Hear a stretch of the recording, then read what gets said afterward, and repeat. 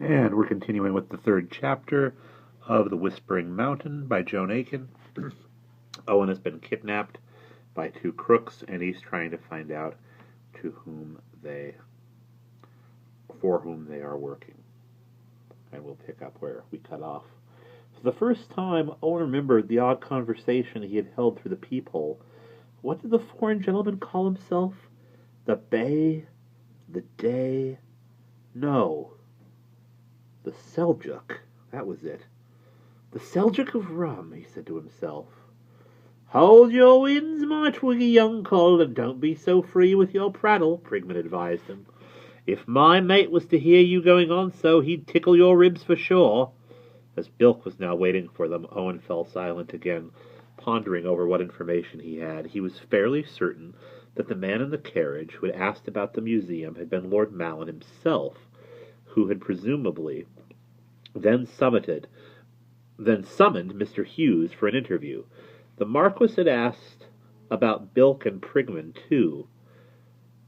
So was he Prigman's worshipful gent, or was he merely trying to discover if the two men were working for the Seljuk?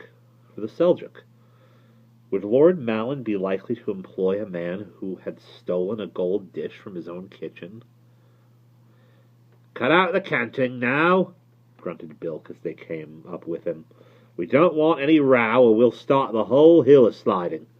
Very soon and gingerly the ponies made their cautious way down a little narrow, slippery path which crossed a whole hillside of loose scree. As they descended, high shoulders of hill rose about them. At length, winding track by a stream led them into a narrow gorge-like valley, so deep that it was almost dark at the bottom, although high overhead and in front of the last pink rays of the sun still glided the crown of Fig Hat Bend. There was a drear, dank feel about the glen, yet it was not cold, but unnaturally steamily warm, and became warmer as they made their way along it, following a tolerably well-surfaced track. Far ahead of them, some lights twinkled in the gloom. It must be a drodsome place, if you ask me, Prigman muttered. I'd as soon live in a camel-leopard's den. Even the ponies seemed subdued by the atmosphere of the gorge. They snorted and twitched their skins and set their hooves down with exaggerated care. Owen did not dare ask Prigman if the lights were those of Nant Agardoo, though he felt certain they must be. A dazzling thought had just flown like a comet into his mind. Somewhere not too far away, Erebus and Tom Dando would be established in their wagon, cutting hair and selling herbal remedies, for they had planned to stay in Nant Agardoo during the week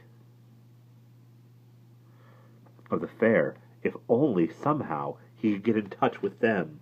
'Tis a doomed, artistical sort of place to hold a fair, by my way of thinking, Prigman muttered. Where is the fair held? Owen asked hopefully. Up at the top end of the town. We shan't pass up that ways, Cully, so it's not a bit of use of you readying yourself to roar out for help, Prigman replied. Our stalling Ken is just here along. In fact, almost at once the ponies turned aside toward a little dark row of 5 houses, set right underneath a great overhang of cliff that shelved out above them, cutting a black wedge against the twilight sky. Not a light showed in any of the windows. Not a thread of smoke issued from any chimney.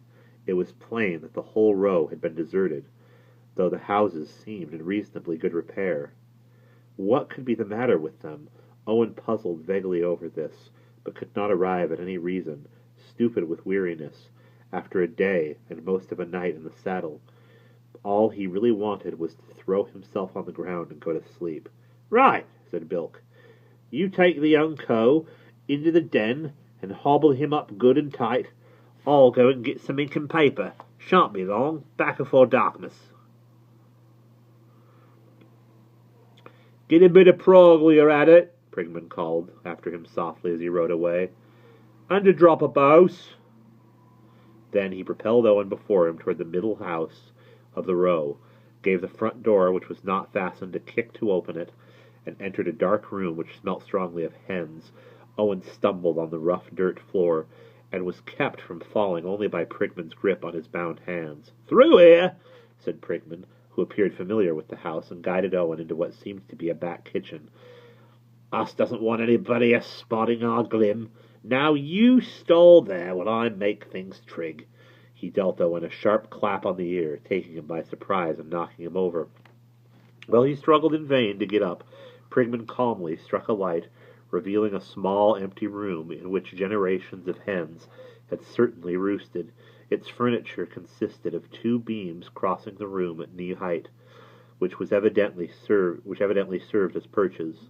A piece of sacking hung over one of the small windows. There was a pile of straw against the back wall. "Snug, eh?" Prigman said cheerfully. "No one won't live here nowadays, because there was a bit of a landfall last Michaelmas, and they reckon some day the rest of the mountain will come ploughing down on the roof. But I say that won't happen till Turpentine Sunday, and meanwhile it makes a famous ken, done it?" Intercepting Owen's longing glance at the straw, he added, "Tired, are you, Cully?" Owen nodded. "Well, soon's you done scribing those papers for us, you can snooze all you've a mind to." Owen summoned all his resolution. "Mr. Prigman," he said finally, "I'm not going to write any letters for you." "Ah, now, mate, don't you be so twitty," Prigman said earnestly. "'Cause I tell you straight, my Cully, Bilk can't abide to be crossed. If you cuts up Rusty, it'll be the last thing you ever does." Owen felt he hardly cared. His eyes were closing. All he longed for was sleep. Death seemed just as harmless. "Hey, rouse there, Cully," Prigman said sharply. "You'd best get up on your stamps. No shut-eye for you till the scribbing's done." He drew his knife and prodded Owen with it, to make him stagger to his feet, helping him with a jerk of the arm. "Right. You hold up like that against the wall here, by the beam, and I'll lay old Biter up against your ribs, so. She's mortal sharp, ain't she? And you just keep your glazes open till Bilk gets back." Nobody wants a knife between the ribs. Owen dragged his eyes open and stood as straight as he could, leaning away from the point of Biter, back against the wall. Prigman, always keeping the knife steady with one hand, contrived, with the other hand, to drape a truss of straw across the beam, and sat at his ease facing Owen. He then observed that he couldn't abide the smell of cackling cheats which Owen took to be hens. An hour went by. Several times Owen nearly toppled forward, and Prigman roused him by a sharp cuff or a jab with the point of Biter. Meanwhile he kept up a stream of talk, to which Owen hardly listened. Something about Lord Mallin's house in London, where even the doorknobs were made of gold. Something about His Highness the Prince of Wales, who was mortal fond of hunting the wild boar. Something about the Ottoman gentleman who had travelled all the way from Costa Fracassus to Pennygaff. Why? What could he want in such an out-of-the-way little place? Something about old Mr. Hughes, stubborn and foolhardy, and refusing to hand over an object that was no possible use to him. At last the door flew open, and Bilk lurched in, accompanied by a strong order of Methelglin. "You been in the bowsing ken," Prigman said indignantly, "and never brought me a dram. I'll lay a bard chink douse." "I have, then." Bilk produced the leather bottle. "And the scribing gear?" "Aye, but see here, we ain't staying in this ken, where the whole Mitchingham-pasted hillside's due to come colloping down any day now. They was on about it in the alehouse." "Old stuff," Prigman said scornfully. "We knowed that afore. Don't ferret your head about it." "No, but they reckon it'll be any cockscrow now. The whole cliff's been dithering and doddering hereabouts, and great nuggets of rock keeps tumbling down.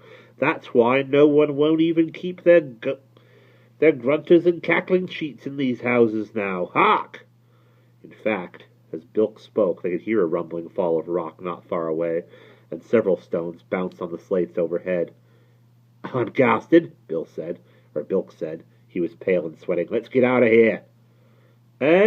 Toll.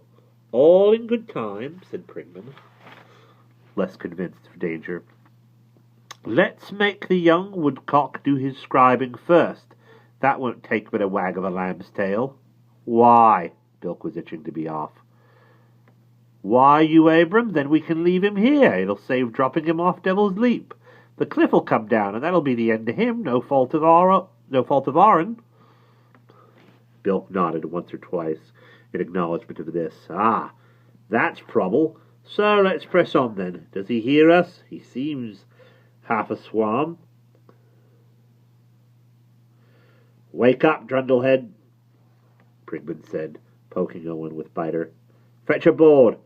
Bilk for him to scribe on, while I unties his fambles. He took the cloth bindings from Owen's wrists and tied them instead round his ankles. Owen was so weary by this time that he was only half conscious of what was happening. Found a pen, thrust into his hand, and a paper presented to him. Now, scribe what we say, or I'll slit your gorge, Bilk ordered, pressing a knife against his throat. No, Owen said faintly. The knife pressed deeper, and he felt a trickle of blood start down his neck. Easy, mate. Don't go at it too skimble-scamble and mar-all. Try him with a drop of boughs, Prigman suggested hastily. He's still dozy as a dormouse. Owen's teeth were pried open, and the neck of the bottle forced between them.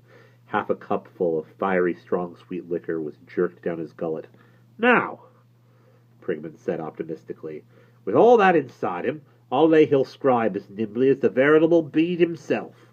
Off you go, my young spragster, and don't act tricksy and make a slubber of it a purpose, 'cause I